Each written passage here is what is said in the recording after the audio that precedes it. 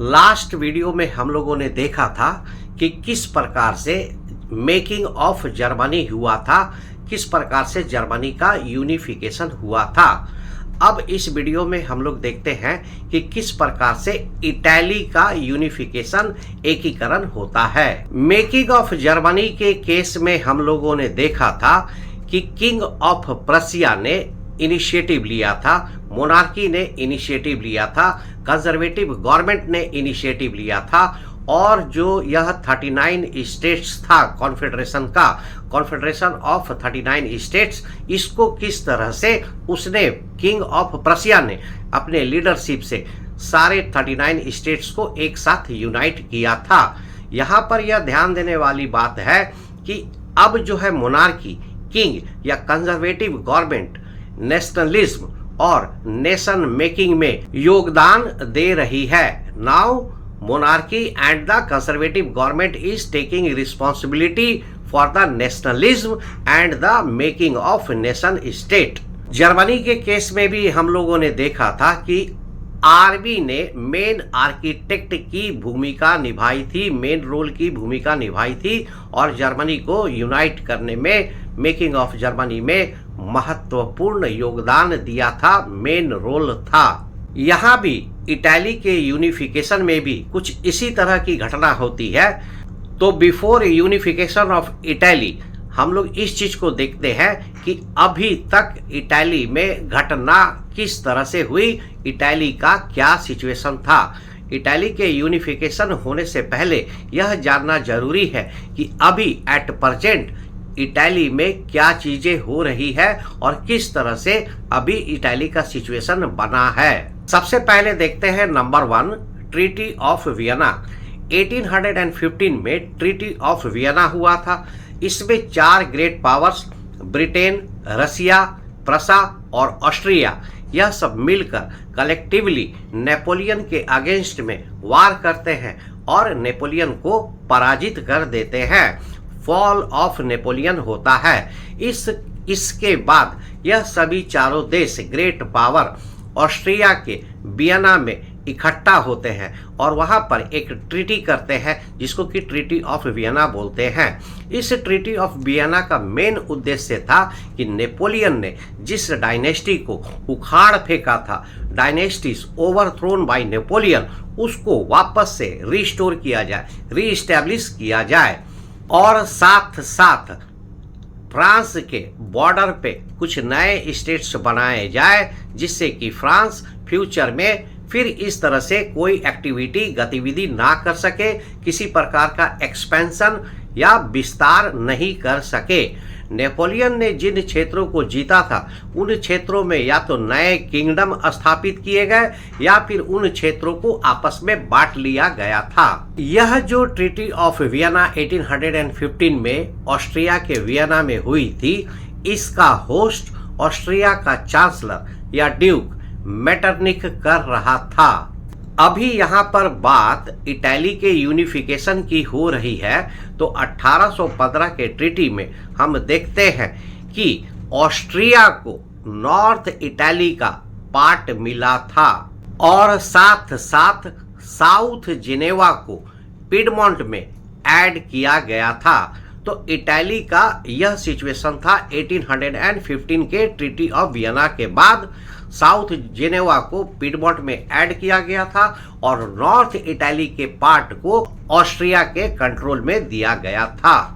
तो north Italy में Austria के हैब्सबर्ग अंपायर, हैब्सबर्ग डायनेस्टी का रूल चल रहा था। तो यहाँ पर हम लोग यह समझ गए कि 1815 के ट्रीटी के बाद इटली में क्या असर होता है।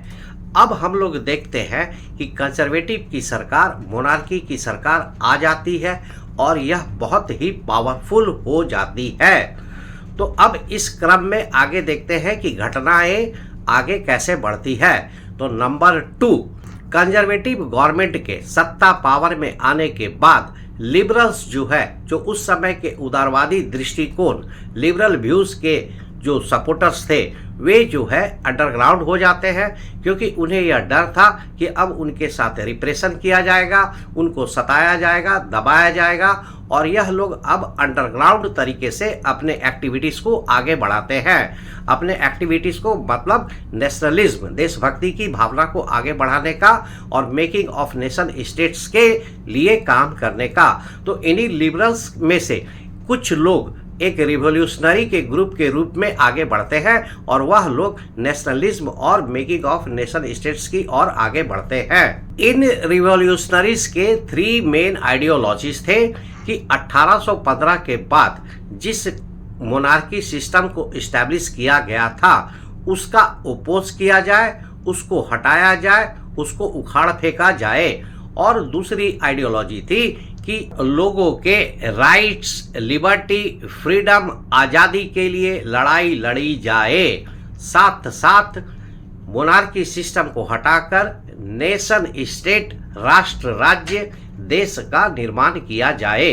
इन रिवॉल्यूशनरीज में एक इटालियन रिवॉल्यूशनरी ज्यूसेपी मेजिनी का नाम मेन है। मेजिनी ने सीक्रेट सोसाइटी कार्बोनरी को ज्वाइन किया था, कार्बोनरी को, और बाद में इसने 1831 में लिगुरिया में रिवॉल्यूशन करने का प्रयास किया था, जिसके कारण इसको वहां से बाहर निकाल दिया गया था। He was exiled from that territory. बाद में अपने रिवॉल्यूशनरीज आइडियाज के लिए, क्रांतिकारी विचारों के लिए मेजिनी ने यंग यूरोप, यंग इटली जैसे सीक्रेट सोसाइटीज की स्थापना की थी। यंग इटली की स्थापना मार्सेलिस में की गई थी और यंग यूरोप की स्थापना बर्ने में की गई थी। मेजिनी का मानना था कि God had intended nations to be the natural unit of mankind. मतलब मेजिनी का यह मानना था कि देश होने का अधिकार यह मानवता का, इंसान का अधिकार है। लोगों का यह अधिकार है कि लोगों के पास देश होना चाहिए। इसलिए मेजिनी का यह विचार था कि इटली, जो कि छोटे छोटे टुकड़ों में, स्मॉल प्रोविंसेस में बटा हुआ है, डिवाइडेड है, इसको यूनाइट किया जाए और रिपब्लिक बनाया जाए। तो मेजिनी का विचार था United Italy and Republic Italy. Mazzini ने अपने विचारों के लिए अपने रिवॉल्यूशंस को काफी तेजी से आगे बढ़ाया और वह लगातार मोनार्की सिस्टम, कंजर्वेटिव गवर्नमेंट का विरोध, ओपोजिशन करता रहा। उसके इस विचारों का यूरोप में काफी एक्सपेंशन हुआ और उसके सीक्रेट सोसाइटी के मॉडल के आधार पे यूरोप के अन्य भागों में भी अनेक सीक्रेट सोसाइटीज की स्थापना की। मेजिनी के आइडियोलॉजी के इस प्रकार के प्रचार प्रसार के कारण, एक्सपेंशन के कारण उस समय के कंजर्वेटिव गवर्नमेंट डर गए, भयभीत हो गए। और जो नॉर्थ इटली में जो ऑस्ट्रिया का हैब्सबर्ग अंपायर था, तो ऑस्ट्रिया के ड्यूक मेटरनिक ने मेजिनी को उनके कंजर्वेटिव सिस्टम के लिए सबसे बड़ा खतरा बताया था। मेटरनिक ने स्टेटमेंट दिया था, Mazzini is the most dangerous enemy for our social order. तो इस तरह से हम देखते हैं कि मेजिनी जो है कंजर्वेटिव सिस्टम, मोनार्की सिस्टम के लिए सबसे बड़ा खतरा बनकर आया। परंतु हम यह देखते हैं कि 1831 और बाद में 1848 में भी इसी प्रकार की एक क्रांति होती है, रिवॉल्यूशन होती है, जिसको कि कंजर्वेटिव गवर्नमेंट ने सक्सेसफुली, सफलतापूर्वक दबा दिया था, सप्रेस कर दिया था।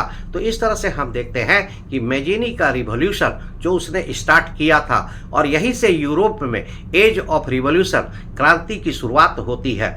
तो मेजिनी के इस रिवॉल्यूशन जो 1831 में हुआ और बाद में 1848 में जो इसी प्रकार का एक और रिवॉल्यूशन हुआ, उसको दबा दिया गया और इस तरह से रिवॉल्यूशनरीज की एक्टिविटी समाप्त हो गई।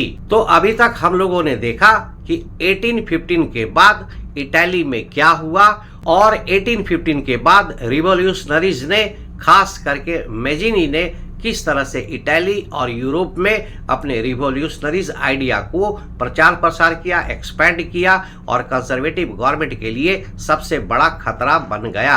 हालांकि इसका फॉल हो गया था, इसको सप्रेस कर दिया गया था। परंतु अब हम आगे बढ़ते हैं और देखते हैं कि इन घटनाओं का अब इटली और यूरोप में क्या असर हुआ।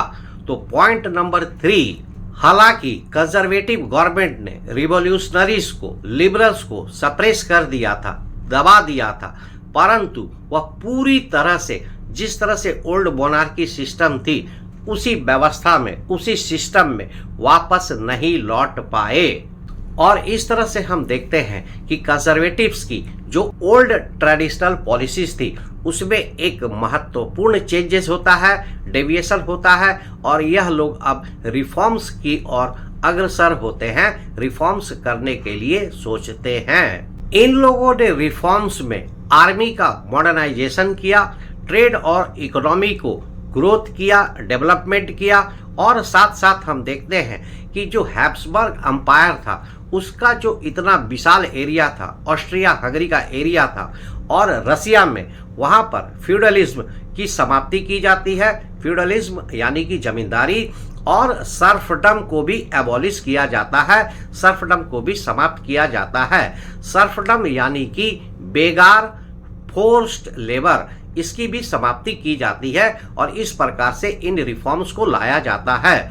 इसी प्रकार से हम देखते हैं कि ऑस्ट्रिया हंगरी में जो हंगरी का जो एरिया था वहाँ पर ज़्यादा ऑटोनोमस स्टेटस प्रदान किया जाता है, अर्थात हंगरी के लोगों को ज़्यादा स्वतंत्रता, ज़्यादा अधिकार प्रदान किया जाता है। तो इस प्रकार से हम देखते हैं कि यूरोप में कंजर्वेटिव गवर्नमेंट अब रिफॉर्म्स कर रही है। जो कि पहले के ओल्ड ट्रेडिशनल कंजर्वेटिव थे वे यूनिफॉर्म में बिलीफ नहीं रखते थे, और न्यू कंजर्वेटिव इस रिफॉर्म्स को कर रहे हैं। तो यह मेन अंतर था ओल्ड कंजर्वेटिव और न्यू कंजर्वेटिव में। न्यू कंजर्वेटिव रिफॉर्म्स कर रहे हैं, और इसके बाद हम देखते हैं कि न्यू कंजर्वेटिव ही nation making, nationalistic sentiment, nationalism, देशभक्ति की भावना को आगे बढ़ाते हैं, और इसके लिए वह लोग यूरोप में पॉलिटिकल डोमिनेशन करने का प्रयास करते हैं। तो इस पॉलिटिकल डोमिनेशन के माध्यम से उन लोगों ने जनता में देशभक्ति, नेशनलिस्टिक सेंटिमेंट, राष्ट्रीयता की भावना आदि को बढ़ाने में, मेकिंग ऑफ नेशन स्टेट्स को बढ़ाने में कंजर्वेटिव ने इस प्रकार से कार्य किया, जो कि इन न्यू कंजर्वेटिव्स को पुराने कंजर्वेटिव्स के आइडियोलॉजी से अलग करता है। अब हम लोग देखते हैं पॉइंट नंबर 4 कि अभी इटली में क्या प्रेजेंट सिचुएशन है। जर्मनी की तरह, जिस तरह से जर्मनी में 39 स्टेट्स था और उसका एक कॉन्फेडरेशन था, उसी प्रकार से इटली भी काफी छोटे छोटे टुकड़ों में, स्मॉल पार्ट्स में, पॉलिटिकल फ्रैगमेंटेशन, टुकड़ों में बटा हुआ था। पॉलिटिकल फ्रैगमेंटेशन, छोटे छोटे टुकड़ों में इटली भी बटा हुआ था। जैसा कि अभी हम लोगों ने देखा कि नॉर्थ इटली में ऑस्ट्रिया हंगरी का जो हैब्सबर्ग डायनेस्टी था, हैब्सबर्ग अंपायर था, उसके अंदर में नॉर्थ इटली का कंट्रोल था, और हैब्सबर्ग अंपायर नॉर्थ इटली में रूल करते थे। 19th सेंचुरी के मिडिल में, मतलब 1850 1850 के आसपास इटली मेन रूप से 7 स्टेट्स में, 7 भागों में बटा हुआ था। It was divided into 7 major parts. इन 7 पार्ट्स में या इन 7 स्टेट्स में जो सार्डिनिया पिगमंट का प्रदेश था, स्टेट था, इसी में सिर्फ इटालियन मूल के, ओरिजिन के राजा रूल करते थे। Sardinia Piedmont state was the only state ruled by Italian princely house. In 7 states को हम 3 पार्ट में देख सकते हैं, 3 भाग में देख सकते हैं, northern part, central part and southern part. सबसे ऊपर वाला पार्ट, बीच का पार्ट और सबसे नीचे वाला पार्ट। सबसे ऊपर वाला पार्ट, नॉर्दर्न पार्ट, हम लोगों ने देखा कि यह ऑस्ट्रिया के हैब्सबर्ग डायनेस्टी के अंदर में आता था, और यहाँ पर ऑस्ट्रिया का हैब्सबर्ग अंपायर रूल करता था। सेंटर वाला पार्ट, जो मिडिल वाला पार्ट था, यहाँ पर पोप का शासन चलता था, चर्च के जो पोप होते हैं, तो it was ruled by pope, the central part of Italy. इसी सेंट्रल पार्ट ऑफ इटली को पैपल स्टेट भी कहते हैं। PayPal state. साउथ के जो स्टेट थे, साउदर्न स्टेट्स ऑफ इटली, इसको स्पेन का बॉर्बन डायनेस्टी रूल करता था। Southern parts of the Italy was dominated by Bourbon Kings of Spain. South के इसी पार्ट को किंगडम ऑफ टू सिसिली भी कहते हैं, किंगडम ऑफ टू सिसिलीज। तो इस प्रकार से हम देखते हैं कि इटली जो है 7 स्टेट्स में बटा हुआ था, जिसके नॉर्थ में ऑस्ट्रिया का हैब्सबर्ग अंपायर रूल करता था। सेंट्रल पार्ट में, जिसको कि पैपल स्टेट बोलते थे, वहां पर पोप का शासन था। और साउथ में किंगडम ऑफ टू सिसिलीज में स्पेन के बॉर्बन किंगडम का डोमिनेशन था। Bourbon kingdom of Spain rule करते थे। तो अब तक हम लोग अच्छे से समझ गए होंगे कि इटली का प्रेजेंट सिचुएशन क्या था, 1815 के बाद इटली में कैसे घटना हुई, और उसके बाद मैजिनी और अन्य रिवॉल्यूशनरीज के अंदर में इटली में किस प्रकार से रिवॉल्यूशंस हुए और यह लोग कंजर्वेटिव सरकार के लिए खतरा बनकर उभरे। बाद में हम देखते हैं कि कंजर्वेटिव सरकार खुद ही नेशनलिज्म, देशभक्ति और नेशन मेकिंग में अपना रिस्पॉन्सिबिलिटी, योगदान उठाती है, और यह लोग नेशन मेकिंग और नेशनलिटी की तरफ आगे बढ़ते हैं। और यह लोग इस कार्य को पॉलिटिकल डोमिनेशन, पावर और सत्ता का यूरोप में पॉलिटिकल रूप से विस्तार करने की ओर कदम बढ़ाते हैं। तो यहाँ पर हम देखते हैं कि इटली किस प्रकार से डिफरेंट डायनेस्टी के रूल में है। इट इज पॉलिटिकली फ्रैगमेंटेड, और सिर्फ एक ही स्टेट सार्डिनिया पिगमोंट का इटालियन ओरिजिन के किंग के अंडर में है। यहाँ पर और एक बात ध्यान देने वाली है कि अभी तक इटली में एक कॉमन लैंग्वेज इटली भी नहीं बोली जाती है। डिफरेंट रीजन्स में different language, different dialects, different भाषा बोली जाती है। इटली अभी वहाँ की एक कॉमन लैंग्वेज भी नहीं है। तो अब मेन टॉपिक पर आते हैं कि यूनिफिकेशन ऑफ इटली कैसे हुआ। यूनिफिकेशन ऑफ इटली में 3 कैरेक्टर्स, 3 इंपॉर्टेंट नाम को याद रखना है। पहला, सार्डिनिया पिडमोंट का ruler king Victor Emmanuel two, Victor Emmanuel two. दूसरा, सार्डिनिया पिडमोंट का चीफ मिनिस्टर कैवोर, जिसने कि इटली के यूनिफिकेशन में मेन रोल, महत्वपूर्ण भूमिका निभाई थी। तीसरा, ज्यूसेपी गैरिबाल्डी। यह ज्यूसेपी मैजिनी के साथ कंफ्यूज नहीं करना है।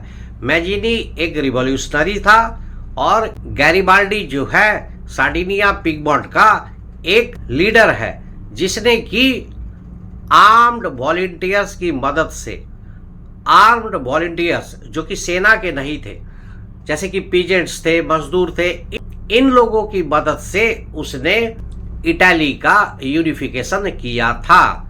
तो यह गैरिबाल्डी भी एक दूसरा महत्वपूर्ण कैरेक्टर है, जिसने कि इटली के यूनिफिकेशन में एक मेन रोल, विशेष भूमिका निभाई। तो यहाँ पर हम देखते हैं कि 2 मेन आदमी थे, पहला कैवोर और दूसरा गैरिबाल्डी। इन दोनों ने मिलकर किस प्रकार से इटली का यूनिफिकेशन किया, इसको देखते हैं। तो यहाँ पर हम देखते हैं कि जर्मनी का जो राजा था कैसर विलियम I, उसके पास सिर्फ एक ही हीरो था, अमिताभ बच्चन यानी कि बिस्मार्क।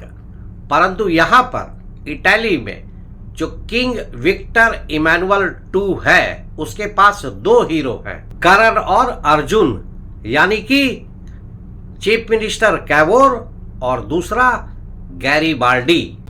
तो यह कैवोर और गैरिबाल्डी, कैवोर जो कि चीफ मिनिस्टर था और गैरिबाल्डी जो कि एक लीडर था, मिलिट्री लीडर, इन दोनों ने मिलकर किस तरह से इटली को यूनिफाई किया, इसको देखते हैं। चीफ मिनिस्टर कैवोर, जिसने कि इटली के यूनिफिकेशन को लीड किया, वह ना तो एक रिवॉल्यूशनरी था, ना ही एक डेमोक्रेटिक था। मतलब कि ना वह एक क्रांतिकारी था और ना ही उसे किसी तरह की डेमोक्रेसी में विश्वास था। वह सिर्फ अपने राजा किंग विक्टर इमैनुअल II की कही बात को कर रहा था और उसके कहे अनुसार वह इटली का यूनिफिकेशन कर रहा था। तो यहाँ पर एक क्वेश्चन आता है या प्रश्न उठता है कि यह जो किंग विक्टर इमैनुअल II है वह इटली का यूनिफिकेशन क्यों करना चाहता है। वह तो खुद एक छोटे से स्टेट सार्डिनिया पिडमॉन्ट का रूलर है। कहीं वह इस तरह का यूनिफिकेशन करता है और कहीं वह हार जाता है तो फिर तो वह कहीं का नहीं रहेगा, उसके हाथ में कुछ भी नहीं लगेगा, वह तो राजा है, वह भी समाप्त हो जाएगा। तो फिर इस तरह से यह किंग जो है इस तरह का इनिशिएटिव क्यों लेता है और कैवूर को और गैरीबाल्डी को इस काम के लिए कहता है। तो यहाँ पर हम देखते हैं कि इस समय की कंजर्वेटिव सरकार, जैसा कि हम लोगों ने पहले भी देखा था, उन लोगों को यह महसूस हो गया था कि नेशनलिस्टिक फीलिंग, जो नेशनलिज्म की भावना है, मेकिंग ऑफ नेशन स्टेट्स है, उसको अब ज्यादा दिन तक दबा करके नहीं रखा जा सकता है। इसलिए अब मोनार्की को ही, कंजर्वेटिव गवर्नमेंट को ही नेशनलिज्म, नेशन स्टेट की मेकिंग में मेन रोल अदा करना पड़ेगा, रिस्पॉन्सिबिलिटी लेना पड़ेगा। नहीं तो आज नहीं तो कल, कल नहीं तो परसों रिवॉल्यूशनरीज या लिबरल फिर इस तरह से कोई आंदोलन या रिवॉल्यूशन चलाएंगे और नेशन स्टेट बना ही देंगे। तो क्यों नहीं अभी ही वार के माध्यम से इटली का यूनिफिकेशन किया जाए। इसलिए किंग विक्टर इमैनुअल II वार के लिए कहता है। इसके साथ साथ जितने भी एरिस्टोक्रेट्स थे, कुलीन वर्ग के लोग थे, हायर क्लास के लोग थे, उन लोगों ने देखा कि अगर इटली को इकोनॉमिकली ग्रो करना है, इसका ट्रेड एंड कॉमर्स को बढ़ाना है, तो इटली का यूनिफाई होना भी जरूरी है। तो इन कारणों से किंग विक्टर इमैनुअल II ने वार के लिए कैवूर को और गैरीबाल्डी को सपोर्ट किया। तो अब वापस सार्डिनिया पिडमॉन्ट के चीफ मिनिस्टर कैवूर पर आते हैं और हम लोगों ने देखा कि ना तो वह रिवॉल्यूशनरी था, क्रांतिकारी था, ना वह डेमोक्रेटिक था, ना उसे कोई लोकतंत्र में विश्वास था, परंतु वह अपने राजा के कहे अनुसार वह इस कार्य को कर रहा था। हम देखते हैं कि कैवूर जो है बहुत ही अच्छा फ्रेंच बोलता था। उसकी फ्रेंच भाषा में पकड़ इटालियन लैंग्वेज से ज़्यादा अच्छी थी। वह इटालियन लैंग्वेज से ज़्यादा अच्छा फ्रेंच बोलता था। ध्यान रहे उस समय फ्रेंच जो है यूरोप में एक बहुत ही महत्वपूर्ण नाम था और लोग जो है फ्रेंच के स्टाइल को कॉपी करते थे, फ्रांसीसी लैंग्वेज को कॉपी करते थे और जितने भी हायर क्लास के लोग थे, नोबल क्लास थे, एरिस्टोक्रेट्स थे, वे अपने मीटिंग सम्मेलन में फ्रेंच लैंग्वेज का यूज़ करते थे। तो फ्रेंच लैंग्वेज का यूज़ करना अपने आप में एक बहुत मान सम्मान की बात थी और कैवूर जो है उसकी जो फ्रेंच लैंग्वेज थी वो बहुत ही अच्छी थी। इसके साथ साथ कैवूर एक बहुत ही सफल डिप्लोमेट था। फ्रांसीसी लैंग्वेज आने के कारण उसके फ्रांस के साथ बहुत अच्छे गहरे संबंध थे। फ्रांसीसी डिप्लोमेट्स के साथ कैवूर का बहुत अच्छा रिलेशन था।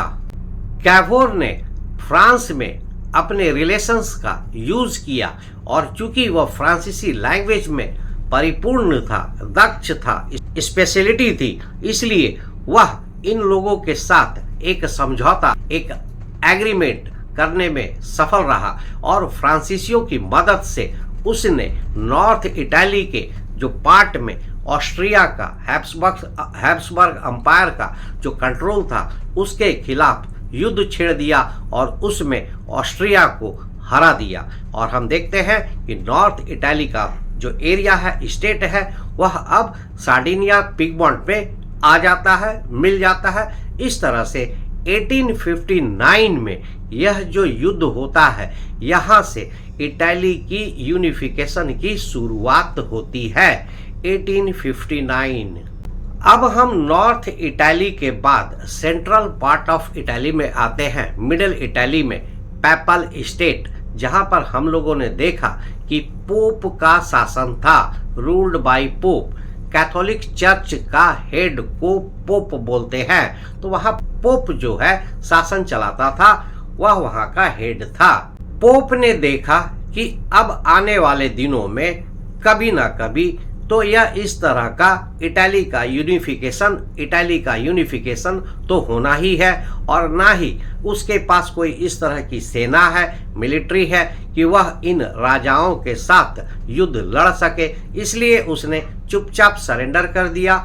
और हम देखते हैं कि सेंट्रल इटली का यह रीजन, यह स्टेट, पैपल स्टेट भी सार्डिनिया पिगमॉन्ट के हिस्से में आ जाता है। इस तरह से इटली के यूनिफिकेशन में एक गति पकड़ती है, स्पीड पकड़ती है, और अब इटली यूनिफिकेशन की ओर बढ़ चलता है।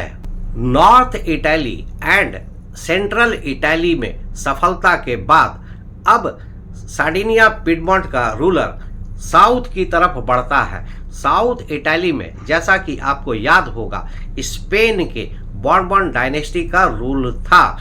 यहाँ पर गैरिबाल्डी ने मूवमेंट चलाया। गैरिबाल्डी ने यहाँ के किसानों को, पीजेंट्स को अपने साथ ऑर्गेनाइज किया, और इन किसानों ने, इन पीजेंट्स ने आर्म्ड वॉलेंटियर के रूप में गैरिबाल्डी का साथ दिया, और इन लोगों ने मिल करके स्पेन के डायनेस्टी के खिलाफ, रूलर के खिलाफ युद्ध छेड़ दिया, और जिसमें स्पेन के रूलर को इन लोगों ने पराजित कर दिया। और हम देखते हैं कि इस तरह से साउथ इटली, जो कि किंगडम ऑफ टू सिसिलीज भी था, सार्डिनिया पिगमॉन्ट के साथ मिल जाता है। और इस तरह से हम देखते हैं कि इटली का यूनिफिकेशन, इंटीग्रेशन पूरा हो जाता है। 1861 में kingdom of two Sicily, Spain के डायनेस्टी के साथ युद्ध का अंत होता है, और यह स्टेट भी सार्डिनिया पिगमॉन्ट के अंदर में आ जाता है, और इटली का यूनिफिकेशन हो जाता है। तो हम देखते हैं कि 1859 से 1861 के बीच में इटली में वार लड़े जाते हैं, युद्ध लड़े जाते हैं, और 1861 में इटली का यूनिफिकेशन कंप्लीट हो जाता है, जो कि 1859 में स्टार्ट हुआ था। युद्ध की समाप्ति के बाद किंग विक्टर इमैनुअल II को इटली का किंग डिक्लेयर किया जाता है, राजा घोषित किया जाता है। इस तरह से हम देखते हैं कि इटली का यूनिफिकेशन कंप्लीट हो जाता है। यहाँ पर यह ध्यान देने वाली बात है कि जर्मनी की तरह ही इटली में भी आर्मी की मदद से, वार की मदद से मेकिंग ऑफ नेशन स्टेट, राष्ट्र राज्य का निर्माण किया जाता है। जहाँ जर्मनी में सेना जो है मेन आर्किटेक्ट थी नेशन मेकिंग में, वहीं इटली में सेना के साथ साथ, आर्मी के साथ साथ हम देखते हैं कि गैरिबाल्डी ने पीजेंट्स का भी सपोर्ट लिया था, और वह भी एक आर्म्ड वॉलेंटियर के रूप में स्पेन के राजा के खिलाफ, किंगडम ऑफ टू सिसिलीज में उनके खिलाफ युद्ध लड़ने में गैरिबाल्डी का सपोर्ट दिया था। तो यहाँ पर हम देखते हैं कि इटली में सेना के साथ साथ वॉलेंटियर आर्म्ड पीजेंट्स, यानी कि किसान ने भी इटली के यूनिफिकेशन में सपोर्ट किया था। यहाँ पर एक बात बहुत इम्पोर्टेंट है कि यह जो किंगडम ऑफ टू सिसिलीज में जो यह किसान लोग, पीजेंट लोग, जिन लोगों ने आर्म्ड वॉलेंटियर के रूप में गैरिबाल्डी की मदद की, उन लोगों को यह पता ही नहीं था कि यह लिबरल्स की, नेशनलिज्म की आइडियोलॉजी क्या है। उन्हें इसके बारे में कुछ भी ज्ञान नहीं था कि लिबरल नेशनलिज्म की आइडियोलॉजी क्या है, यह किस तरह की बातें करते हैं, यह डेमोक्रेसी क्या होता है, यह रिपब्लिक क्या होता है, यह राइट टू मैन क्या होता है। इन्हें इस प्रकार का कोई अंदाजा नहीं था।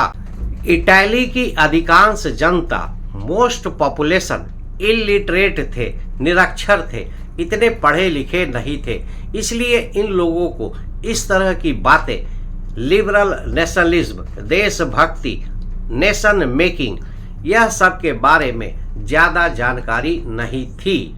इसलिए जब गैरिबाल्डी ने किंगडम ऑफ टू सिसिलीज में स्पेन के राजा के अगेंस्ट में विद्रोह किया और इन पीजेंट किसानों को अपने साथ लाया और उसने नारा दिया ला तालिया, ला तालिया मतलब एक नारा दिया, जैसे कि युद्ध में, जैसे भारत में बोलते हैं वंदे मातरम, तो इसी तरह से इसने युद्ध के लिए एक नारा दिया, ला तालिया, जिसका इटाली में मीनिंग होता है एक इटैली, वन इटैली। परंतु यह लोग समझे ही नहीं कि ला तालिया क्या होता है। इन लोगों ने समझा कि ला तालिया किंग विक्टर इमैनुअल II की वाइफ है, उसकी पत्नी है, और ला तालिया को छुड़ाने के लिए हम लोग इस युद्ध को कर रहे हैं। तो इस तरह से हम देखते हैं कि making of Germany and unification of Italy होता है। तो जिस प्रकार से जर्मनी के मेकिंग में प्रसिया के किंग ने, केसर विलियम I ने इनिशिएटिव लिया था, उसी प्रकार से इटली के यूनिफिकेशन में किंग विक्टर इमैनुअल II ने इनिशिएटिव लिया और इटली का यूनिफिकेशन किया। तो दोनों केस में, जर्मनी और इटली में, हम देखते हैं कि कंजर्वेटिव गवर्नमेंट ने मेकिंग ऑफ स्टेट का, मेकिंग ऑफ नेशन का, या देशभक्ति के विकास में, नेशनलिज्म के विकास में अपना योगदान दिया। तो यहाँ पर यह सभी काम कंजर्वेटिव गवर्नमेंट ने किया, जर्मनी में प्रसिया किंग के इनिशिएटिव पर और इटली में पिडमॉन्ट सार्डिनिया किंग के इनिशिएटिव पर। तो आज के वीडियो में इतना ही। नेक्स्ट वीडियो में हम लोग देखेंगे strange case of Britain. Britain में किस तरह से नेशन स्टेट का मेकिंग होता है, तो देखेंगे कि किस तरह से अलग प्रकार की घटनाएं ब्रिटेन में होती है और ब्रिटेन में नेशन स्टेट का निर्माण होता है। तो नेक्स्ट वीडियो में इन सभी बातों को देखेंगे। तब तक के लिए थैंक यू वेरी मच, धन्यवाद, जय हिंद।